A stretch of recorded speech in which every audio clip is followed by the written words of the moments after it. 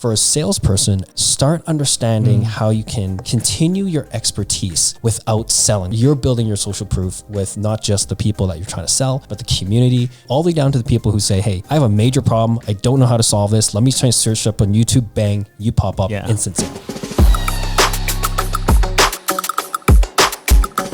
Welcome back, Sales World, to another episode of Ready, Set, Sell, where we take you guys from everywhere from the highbrow to the dark arts, but we talk all about the art of selling. I'm your host today, Donny Wong. Across from me, the dashing, the debonair, Michael Siervo. What's going on, Donny? What's going on, Sales World? Guys, we got a pretty cool show today. And it's cool because, I think, Michael, when we talk about sales, there's always, sales skills. There's always the practicality of sales, cool topics of interest. But one of the things that I find with salespeople is that we always focus so much on getting better at selling. There's always these little shortcuts, right? There's always what separates the Jedis from the average worker bee. And so today we're going to talk about a Jedi level hack, social proofing, and social branding. I like that. You know what is interesting? I was thinking about this the other day. Have you tried Proper 12 yet, by the way? Yes. You tried it, right? Yes. Okay, so I've been wanting to try this thing, and it's because Conor McGregor, he's been promoting. Yeah, he's champ. I think he's sold $1 billion worth in his first year. So just to put this in perspective, The Rock, I think it's called Terramana. Yeah. Terramana's tequila has sold 600,000 bottles in the first year. Wow. Now, again, to put that as a reference point, George Clooney's Casamigos sold 170,000. So more than, three times more, easily more than 3 times more.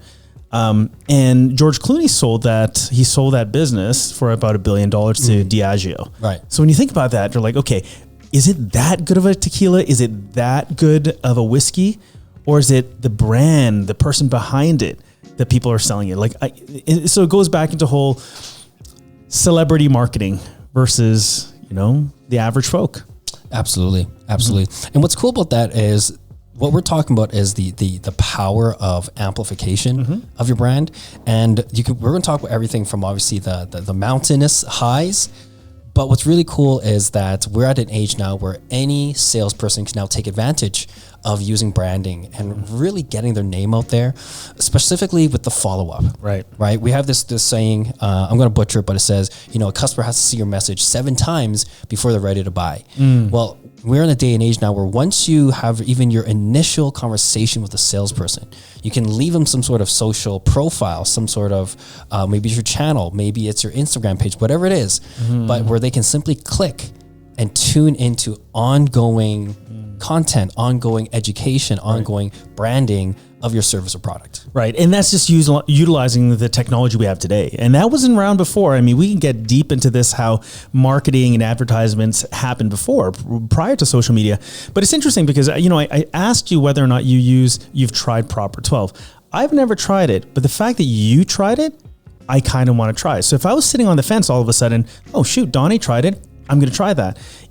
I think what it does, it could potentially move someone who's sitting on the fence to being a potential buyer. So I think what we want to talk about today is what is social proofing? What is social branding? We'll talk about some examples here. Does it actually work?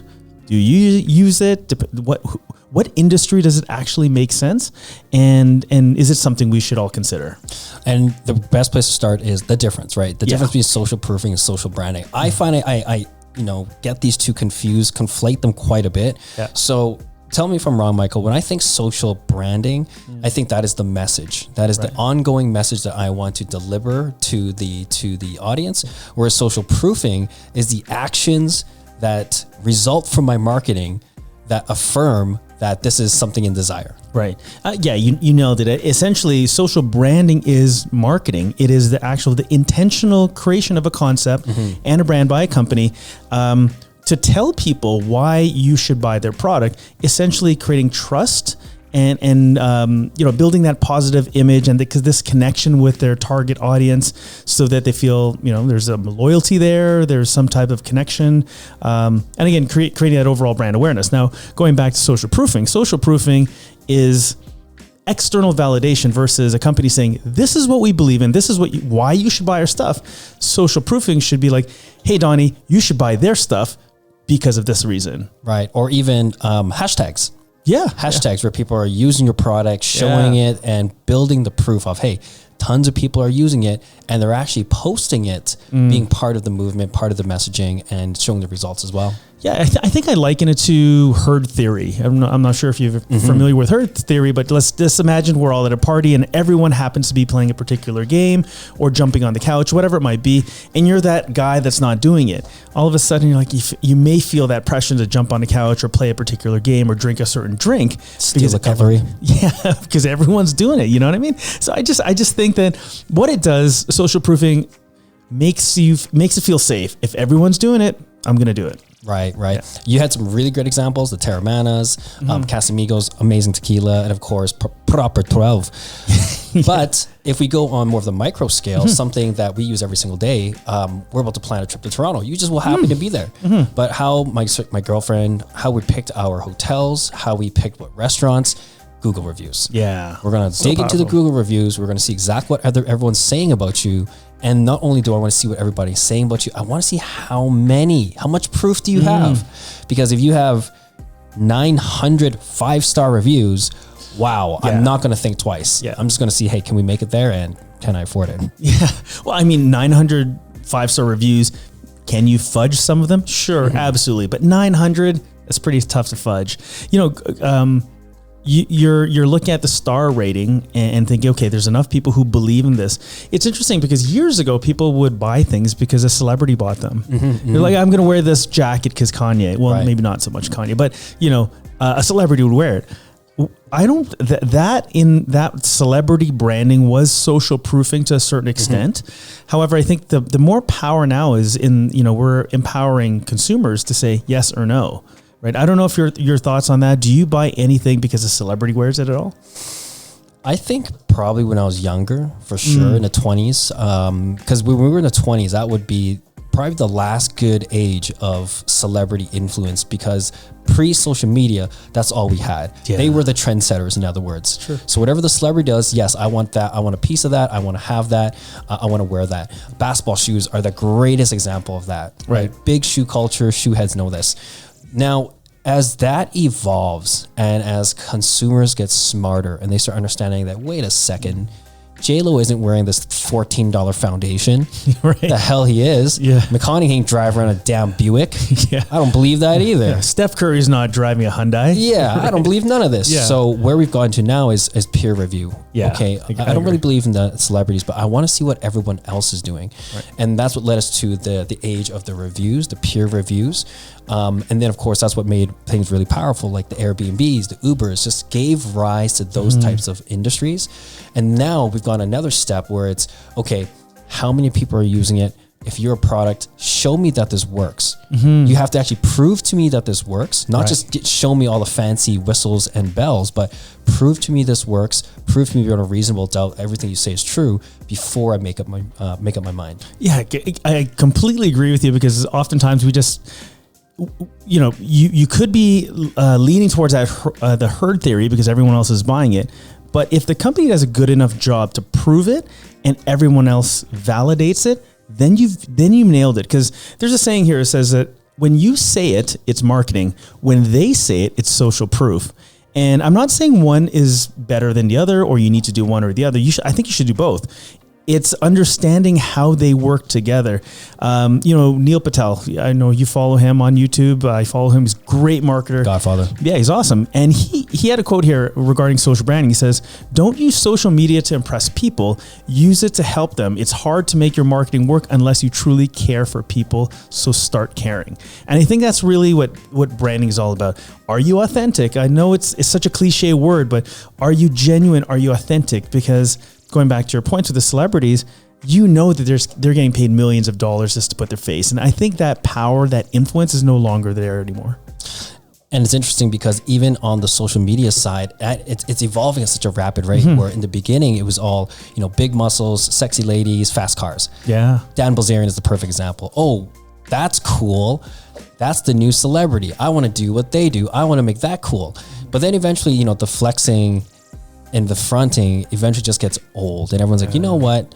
I'm sick of all this. I'm sick of you just trying to show me how rich you are. Get rid of all that. And now we're in the, the economy of the service economy, right?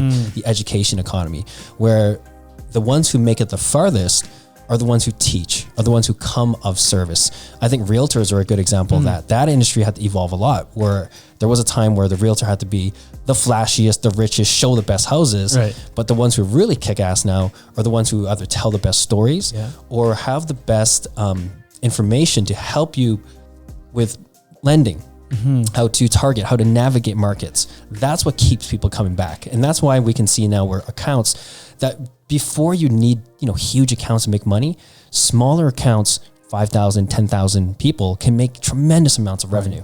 Was it Russell Brunson said 1,000 followers or something? The 1,000 true fans. Yeah. Yeah. 1,000 true fans. That's all you need. You don't need a million. You just need 1,000 who will trust you, who will like you, who they know you, and they're going to buy whatever you sell. That's all you really need to make $1 million, essentially. Yeah. I love the fact that we're talking about this, because as a company, as a salesperson, you have to be discerning as to how are you going to spend your money. Are you going to spend it on big branding, front page ad, or are you going to use very targeted marketing or resources to engage and connect with those who are on your social media or your LinkedIn or whatever it might be? At the end of the day, we have finite amount of resources. So how do you spend it? Is it going to be more on social branding or more on social proofing? And what I'm hearing from you, Donny, is that social proofing is where it's at. I think so. I think social branding is something that everyone should think about, just because the technology is there. It's in the palm of your hands, literally. And now we have these channels where the distribution is instantaneous. And so the key, especially for salespeople out there, is if you're thinking about where to start with what is your favorite form of communication. If you like writing, maybe start to consider writing some blogs on LinkedIn, on Medium, any of those. Start learning how to write, putting your thoughts out there in long form. Are you more of a visual person? Do you like being on camera? Well, guess what? That's what the best platforms, hyper growth platforms are on now, right? Where you have the TikToks, the Instagrams, the YouTubes. Maybe you're more auditory. Maybe you love to talk, but you don't like being in front of the camera. That's where podcasts come in handy. And so what we're trying to get at is if you can start producing some sort of branded content, and you can get that in front of your clients, your prospects. When you get off the phone, when you get off of that meeting, there can be a continuation where the experience keeps living on without you actually having to be there. And so the content is doing the work for you. The client is getting deeper and deeper into your brand, understanding your philosophy, your ethos. And eventually they're going to get to a point where they say, okay, I like him now, or I like her now, but does it work? And that's when the social proof comes into play. Right. You could spend all that time. You could multiply your impact and your connection and your visibility. And now all of a sudden you have more people saying, yes, what he's saying is true. There's some people out there that may say, well, I believe in the old school. I came from the print or magazines, whatever it might be. And they think, maybe social media, it's just going to fizzle away, or that's not effective. I got some statistics here just to reinforce the fact that the old traditional methods of advertising and building that brand are declining. First of all, when you take a look at television in general, the average American household has seen a 30-minute decrease in their daily TV viewing from 8 hours back in 2010 to 7 hours and 30 minutes in 2021. For me, that's actually a lot of television. And in fact, when you take a look at us here in Canada, it's a lot less. Like there's less and less people spending time in front of the traditional television. So what are they spending it on? Likely going to be on their little computer screens or their mobile devices. Without a doubt. Yeah, absolutely. And then even when you think about print, when's the last time you cracked open a newspaper? It's been a while. Only to swat the neighbor's dog, maybe.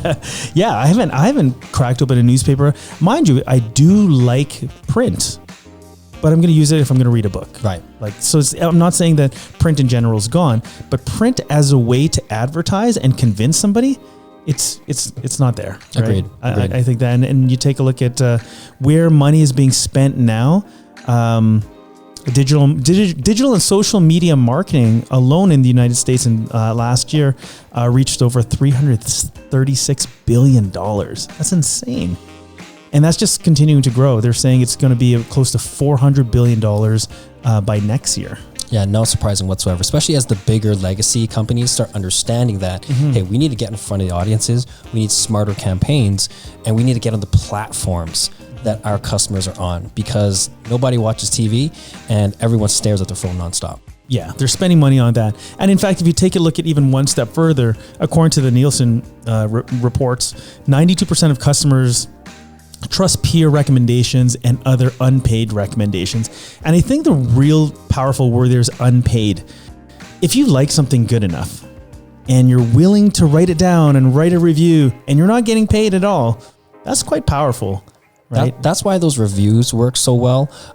It says a 1-star increase on Yelp reviews on the ratings produces a 5 to 9% increase in revenue alone. Wow. Just imagine you're a small business, a 5 to 9% jump up in revenue alone. That's huge. That could be another employee, right? Yes. That's huge, right? And I think we need to see that stuff. We need to take it, appreciate the power of what other people can do. Now, there's two schools of thought. We have given way too much power to the keyboard warrior. But at the end of the day, if you are doing a good enough job as a business, as a salesperson, you shouldn't be worried that this person can destroy, I guess, your brand and reputation. It's a fine line. It is a double-edged sword, and a lot of businesses have felt the wrath of, say, a very picky customer. They were having their bad day. Maybe they just completely have unrealistic expectations of your business, of your service, right? And then you feel the brunt of the force, right? Airbnb is the same way.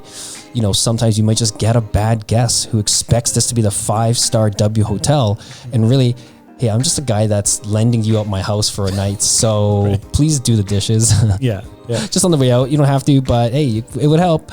So it does go both ways. But I think at the end of the day, it does more good than bad, because you have a distribution channel.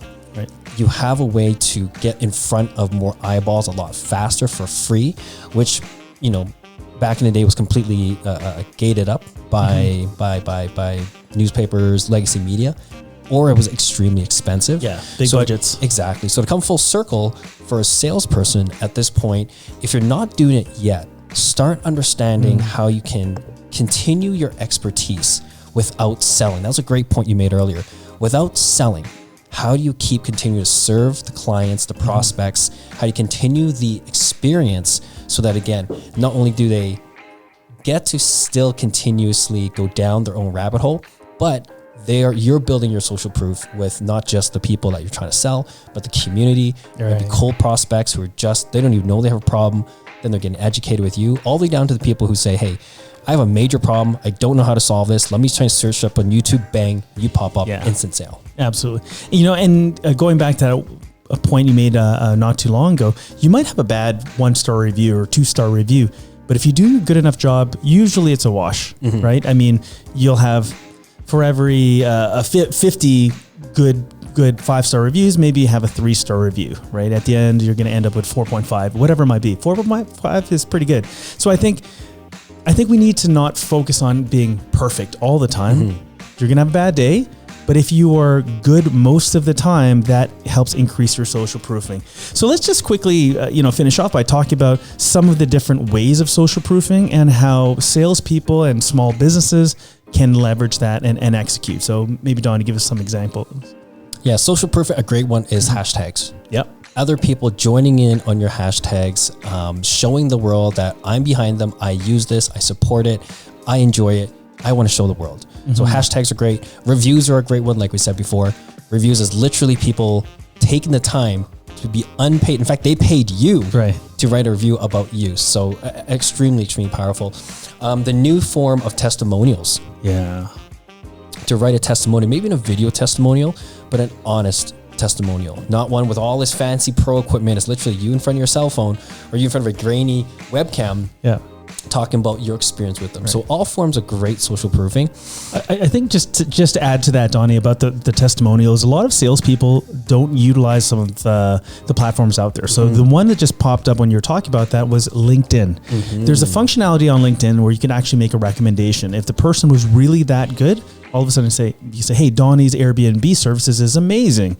Now, what that does is it amplifies the reach.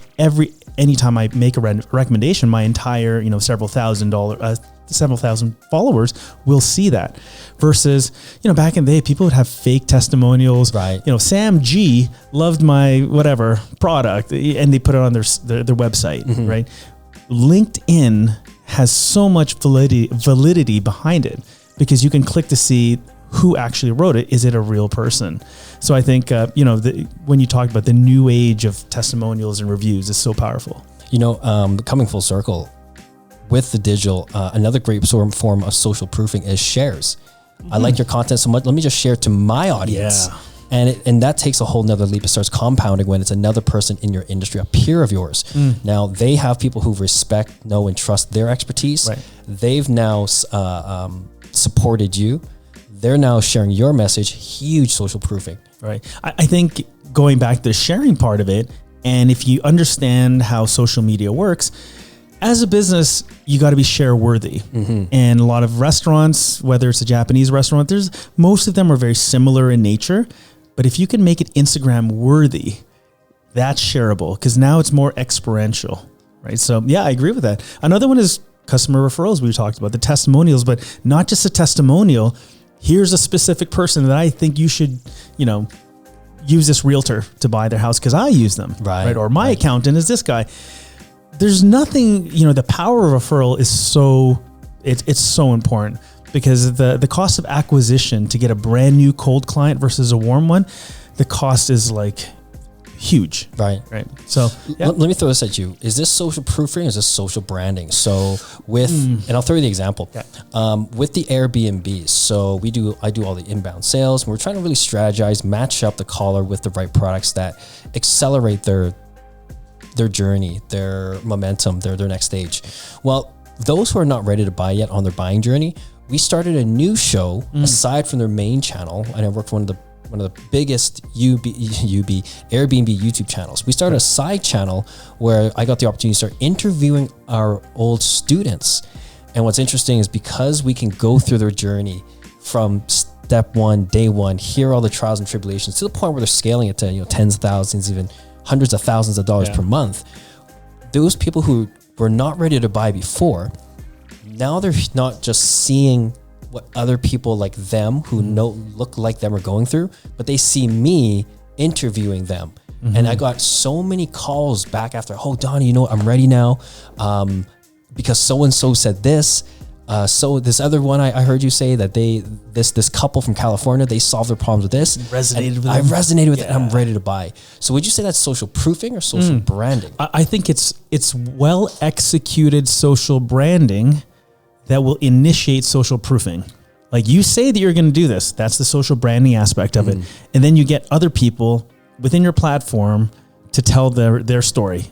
Unbiased story. So I love that's a bit of a hybrid, and I think that's more. If I were to look at the effectiveness of it, it's probably more social proofing. That's what I would say because you could always look and see whether or not these people are real. Right. It's not me telling you that this is a great product, great whatever. It's hey, look, all these people are saying it. I'm just here asking the questions. Exactly. What are other social proofing strategies are out there? Other social proofing strategies out there. Let's see. I think affiliate promotions, of course. I mean, it would not be as powerful as most of the social proofing because you know that you're getting compensated. But if you have affiliate program and you tell people up front, hey, I get compensated for this, but I use this myself. Right. Cool. I mean, a good example is multi-level marketing, MLM. That's how they built their entire foundation was based off of affiliate promotions. Right. Yeah. Right. Well, what do you guys think? What do you guys think out there? Is this show share worthy? And if so, why don't you guys do us a favor and just share with one person, just one person that you think could, even if we could just give one good tip, that would help us and prove to us that we're on the right track here. What do you think, Michael? Awesome. Sounds good, guys. So let's do it. Thanks for joining us again, guys. If you have any questions, if you ever want to speak to Michael and myself, should we make this a call-in show? Write into us. Leave comments below in the comments section if you're watching it on the YouTube. And of course, if you guys are watching the audio, stay tuned. We release one of these every single week. You guys are listening to Ready, Set, Sell with Donny Wong and Michael Siervo. Catch you guys next week. See ya.